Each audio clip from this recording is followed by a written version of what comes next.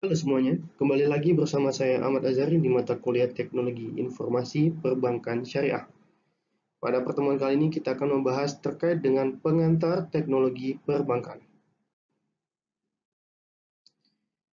Oke, definisi bank berdasarkan Undang-Undang Republik Indonesia Nomor 10 Tahun 98 tentang perbankan menyebutkan bahwa bank adalah badan usaha yang menghimpun dana dari masyarakat dalam bentuk simpanan dan menyalurkannya kepada masyarakat dalam bentuk kredit dan atau bentuk-bentuk lainnya dalam rangka meningkatkan taraf hidup rakyat banyak.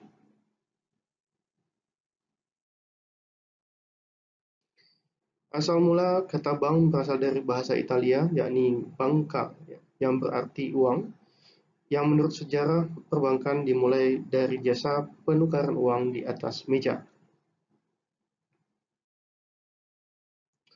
Perbankan di Indonesia dimulai dari zaman penjajahan Kerajaan Belanda. Keseluruhan bank pada masa itu juga dimiliki oleh Belanda. Beberapa bank yang memiliki peran penting di Hindia Belanda, Indonesia, di antara lain The Javaste Bank NV, The Postpoar Bank, Folk and Spar Bank, The Algemene Volkskredietbank, Nederland Handelsmaatschappij atau NHM, Nationale Handelsbank atau NHB, Desconto Bank NV. Perkembangan awal perbankan di Indonesia diawali pada tahun 1941 hingga tahun 1953. Sederet nama bank yang saat ini sudah kita kenal antara lain Bank OCBC NISP, Bank BNI, Bank BRI, Bank BCA, dan Bank Mandiri berasal dari beberapa bank pada masa Hindia Belanda. Dapat dilihat pada 1941, bank yang tadinya kita kenal dengan OCBC NISP, pada awal mulanya itu merupakan Bank NV Netherlands Indies Spar and Deposito Bank. Ya, tahun 2009 ia mengubah nama menjadi OCBC NISP. Kemudian pada tahun 1945, Bank Surakarta Maskapai Adil Makmur itu juga berdiri di Solo, diikuti dengan 1946 di bulan Februari, ya, Bank Negara Indonesia, ya, dan Bank Rakyat Indonesia, ya, di bulan Februari dan bulan Juli. Ya, Bank Rakyat Indonesia didirikan 22 Februari, sedangkan Bank Negara Indonesia didirikan pada 5 Juli 1946. Berawal dari nasionalisasi The Algemene Volkskredietbank. Jadi dua bank itu berasal dari bank di Hindia Belanda. Kemudian pada 1946 juga Bank Indonesia di Palembang, ya. Bank Dagang Nasional Indonesia di Medan, NV Bank Sulawesi di Manado. Kemudian pada tahun 1949 Bank Timur NV di Semarang, ya, berganti nama menjadi Bank Gemari, kemudian merger dengan Bank Sentral Asia pada tahun 1949. Sebelumnya di tahun 1947 ada namanya Indonesian Banking Corporation, ya, tahun 1947 di Yogyakarta, kemudian berubah nama menjadi Bank Amerta. Pada tahun 1950 Bank Dagang Indonesia NV di Samarinda tahun 50 juga merger dengan Bank Pasifik. Ya. Sedangkan pada tahun 1953, ya, tepatnya di bulan Juli tanggal 1, Bank Indonesia lahir sebagai bank sentral yang bertugas untuk mengawal bank-bank. Sejarah singkat bank milik pemerintah ternyata berdasarkan akuisisi beberapa bank, ya, baik pada zaman Hindia Belanda maupun akuisisi antar bank-bank di awal tahun 40-an hingga tahun 50-an. Secara singkat mungkin bisa terlihat di layar monitor kita, ya, di layar Anda. Berdasarkan Undang-Undang tahun 13 1968 pada tahun 1968 dan Undang-Undang 23 1999, Bank Sentral di Indonesia adalah Bank Indonesia yang berasal dari The Javas, bank milik Belanda. yang dinasionalkan pada tahun 1951 oleh pemerintah Republik Indonesia. Kemudian Bank Rakyat Indonesia dan Bank Ekspor-Impor berasal dari The Allgemeine Volkskredietbank ya. Jadi asal mula Bank BRI ya. Kemudian nasionalisasi The Eskomto Bank NV dengan peraturan pemerintah nomor 13 tahun 1960 diubah menjadi Bank Dagang Negara ya yang diikuti oleh PP peraturan pemerintah dengan Undang-Undang 18 nomor 18 tahun 1968. Oke. Kemudian selanjutnya adalah Netherlands Indies Handelsbank, kemudian menjadi Nationale Handelsbank berdasarkan Undang-Undang nomor 19 tahun 1968 menjadi Bank Bumi Daya. Bank Pembangunan Indonesia atau BAPINDO juga berawal dari Bank Industri Negara atau BIN pada tahun 1951 yang kemudian digabung menjadi BAPINDO ya pada tahun 60. Bank Pembangunan Daerah didirikan di masing-masing daerah tingkat 1 atau tingkat provinsi berdasarkan hukum ya berdasarkan Undang-Undang nomor 13 tahun 1962. Kemudian Bank Tabungan Negara juga berasal dari bank pada zaman pemerintahan Hindia Belanda ya, pada zaman Hindia Belanda berasal dari The Postpaarbank ya yang kemudian menjadi Bank Tabungan Pos pada tahun 1950 dan terakhir menjadi Bank Tabungan Negara dengan Undang-Undang nomor 20 tahun 1968.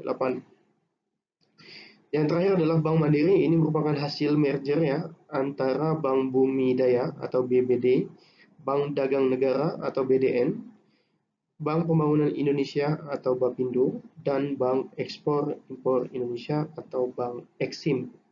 Hasil keempat bank tersebut dimerger dan dilaksanakan pada tahun 1999 sehingga kita kenal dengan Bank Mandiri. Oke. Kalau kita melihat beberapa sejarah sebelumnya, maka kita bisa mengetahui tujuan dari jasa perbankan. Ya, jasa bank sangat penting dalam pembangunan ekonomi suatu negara. Jasa perbankan pada umumnya terbagi atas dua tujuan. Pertama adalah sebagai penyedia mekanisme dan alat pembayaran yang efisien bagi nasabah. Kemudian yang kedua dengan menerima tabungan dari nasabah dan meminjamkannya kepada pihak yang memerlukan dana. Berarti bank meningkatkan arus dana dan investasi dan pemanfaatan yang lebih produktif. Berdasarkan penyelenggaraan ya terdapat 3 jenis bank ya. Pertama adalah bank pemerintah, bank swasta asing, dan bank koperasi. Sedangkan berdasarkan bentuk hukum, jenis bank meliputi 4 jenis. Di antara lain adalah persero, perusahaan perseroan, perseroan terbatas atau PT, perusahaan daerah atau PD atau perusda, dan koperasi.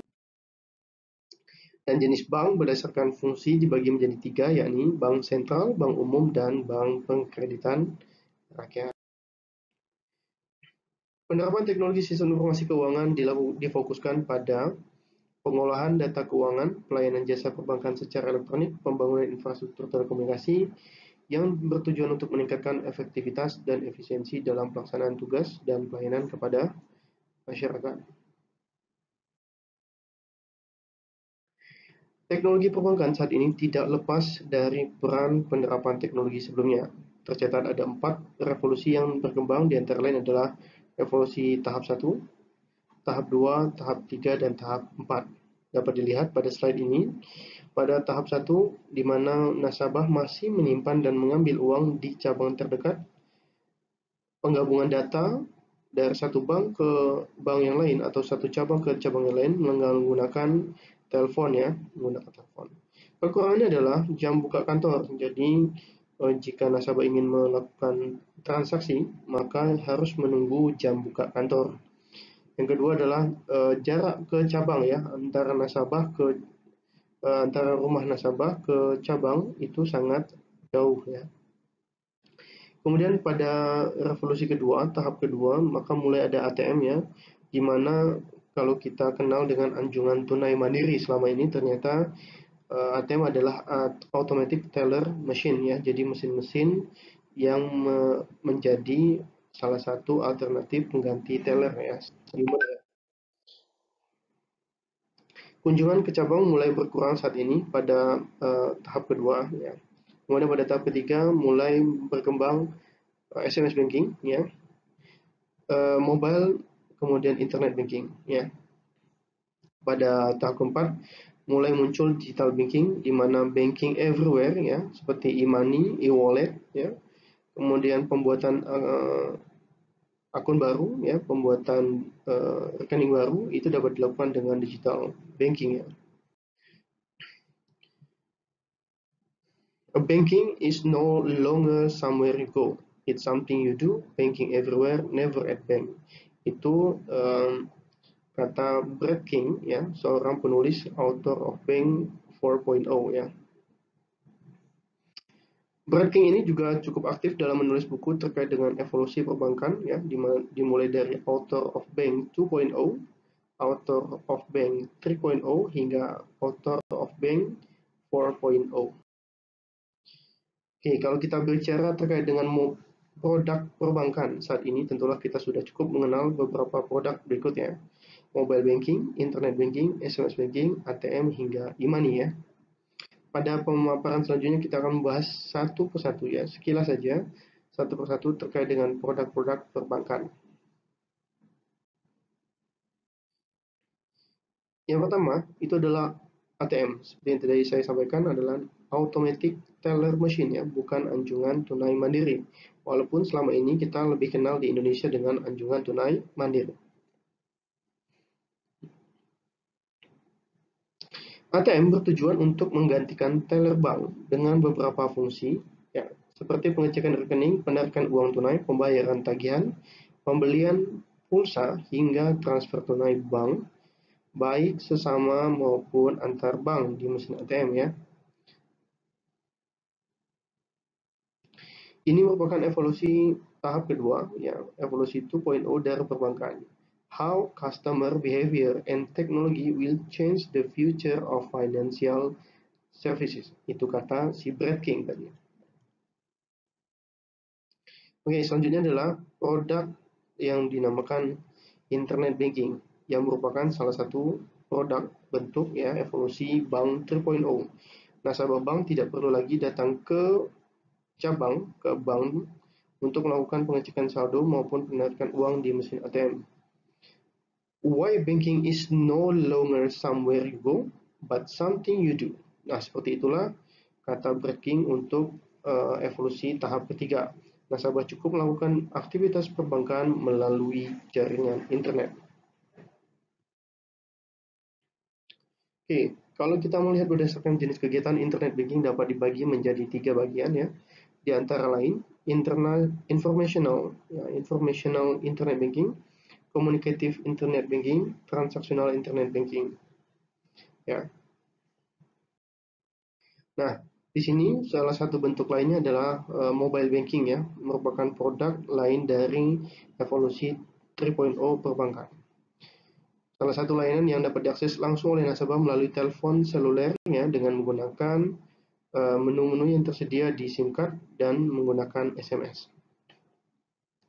Keuntungannya, nasabah dapat menghemat waktu, juga dapat melihat, mengontrol rekeningnya, ya, juga dapat melakukan transaksi melalui ponsel nasabah. E-money atau dikenal dengan uang elektronik merupakan salah satu produk evolusi 4.0 perbankan ya. Brad King mengatakan bahwa banking everywhere, never at bank. Ya, ini salah satunya.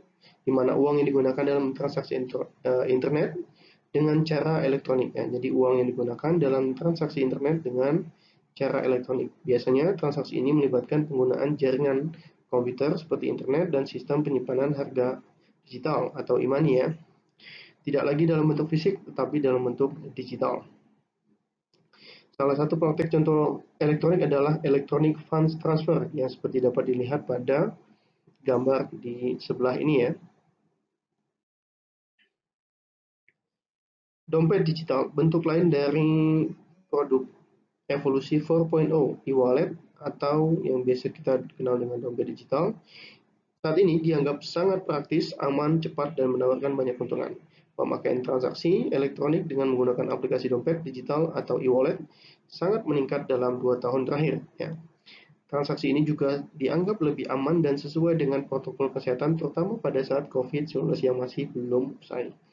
Dapat dilihat pada gambar ya, di sana terlihat beberapa e-wallet yang biasa kita gunakan ya. E-wallet milik dari Gojek, kemudian OVO, diikuti dengan Dana, Link aja ya, kemudian diikuti dengan e-wallet lainnya ya. Nah, setelah mendengarkan beberapa paparan sebelumnya, silakan ya Anda lakukan diskusi terkait dengan finansial teknologi.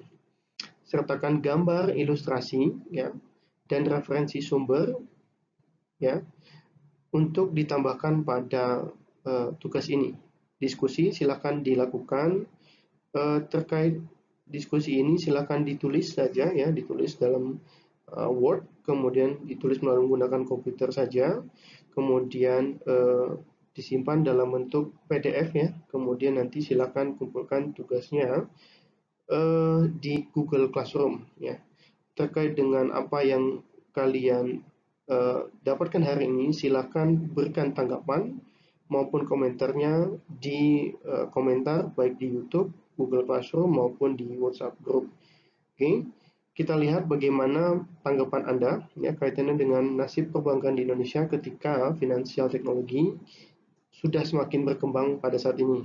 Ya, ingat ya pada pengerjaan tugas ini saya tidak mentolerir ya adanya kecurangan sehingga lakukan ya tugas ini secara mandiri gitu. Oke. Jika ada pertanyaan atau tanggapan ya silahkan tulis di komen ya di Google Classroom. Saya tunggu. Oke, saya tutup sekian. Sampai jumpa minggu depan. Assalamualaikum warahmatullahi wabarakatuh.